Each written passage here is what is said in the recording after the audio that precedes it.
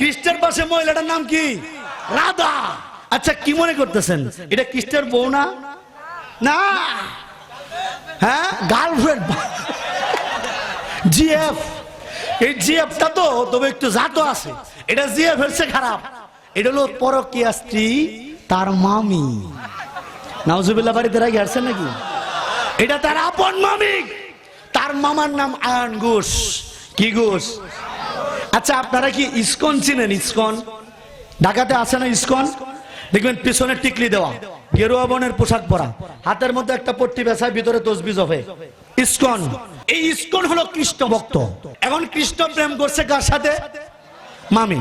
তার মামার নাম ছিল আয়ন ঘোষ। কি ঘোষ? বুশ না, ঘোষ। কি ঘোষ? আয়ন ঘোষ। দেখেন, আয়ন ঘোষ ছিল হিজড়া। আয়ন ঘোষ কি ছিল? হিজড়া ছিলেন তো আপনারা? কিছু লোক আছে না, নারী উনা পুরুষ নাই, যে বীজের মধ্যে হাত তালিতে টাকা তুলে, চিনছেন তো? এই কৃষ্ণের মামা আয়ন ঘোষ ছিল এরকম হিজড়া। নিচের অংশটুকু ছিল না, তো কোমরের নিচেরটা নাই। বাবাজি বৌদে করে কি, এজন্য সাহায্য চাইছিল বাইকনার। এখন আপনারা বলেন, যে সমস্ত হিন্দুরা ইসকন করে, এরা ভক্ত হলো কৃষ্ণের, তাহলে কৃষ্ণ প্রেম করছে কার সাথে? ওই এলাকার হিন্দু মামারা সাবধান, সাবধান, সাবধান হয়ে যাও। যদি তোমার বাইক না ইসকন করে, তোমার বউডারে সামলাও, নতুবা যে কোনো মুহূর্তে দেখবা তোমার বউকে নিয়ে বাইকে চলে গেছে, ব্যাগে চলে গিয়েছে। চিৎকার করে বলেন, কথা ঠিক কিনা?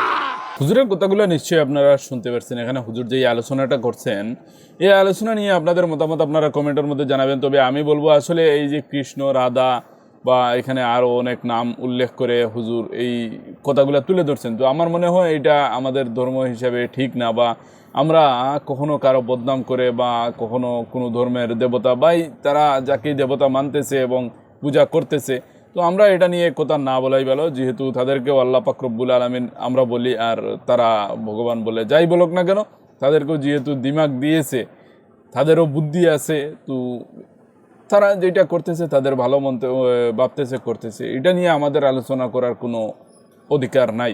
তো হুজুর এখানে যে কথাগুলো বলছেন, হুজুর কিন্তু আগে হিন্দু ধর্মের ছিলেন। একটা কথা আপনারা জেনে রাখেন, হিন্দু ধর্মে জন্মগ্রহণ করছেন, তারপরে উনি অনেক শিক্ষা গ্রহণ করছেন, তারপরে মুসলমান হয়েছেন।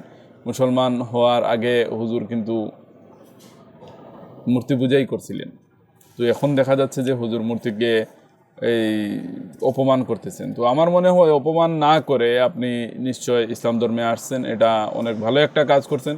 তো যদি আসছেন, তো আপনি ইসলামের মধ্যেই থাকেন বা ইসলামের কথাগুলোই বলেন। এগুলা নিয়ে কথা বলে লাভ নাই। এগুলা নিয়ে কথা বলাতে অনেক মানুষ মনের মধ্যে কষ্ট পায় এবং এই ধর্মীয় হিসাবে মানুষের মধ্যে একটা বিভ্রান্তি সৃষ্টি হয় এবং ঝগড়াঝাটি লাগে, সমাজের মধ্যে খারাপ দেখায়। তো সমাজটা সুন্দর রাখতে বা সমাজের মানুষের একত্রিত ভ্রাতৃত্ব, এটা যদি আপনি সুন্দর রাখতে চান, তাহলে এই ধরনের কথা না বলাই ভালো। তো হুজুরের কাছে আমার এটাই অনুরোধ রইল। এবং আমাদের ইসলামও কখনো এটা পারমিশন দেয় না যে আপনি কোনো দেবতা বা কোনো ভগবান, তাদের যাই হোক না কেন, তারা যাই করতেছে, তো ওটা নিয়ে আপনি কথা বলবেন, এটা আমাদের ইসলামও কখনো অধিকার আপনাকে দেয় নাই বা পারমিশন দেয় নাই। এটা আমাদের ইসলামও নিষেধ করে। তো যদি আপনার কাছে আমার কথাগুলো খারাপ লাগে, তো মাফ করবেন। তো আমি সত্য কথা যেটা, এটা তুলে ধরলাম। তো যদি আপনাদের কাছে ভিডিওটা ভালো লাগে, লাইক করে শেয়ার করে দেবেন।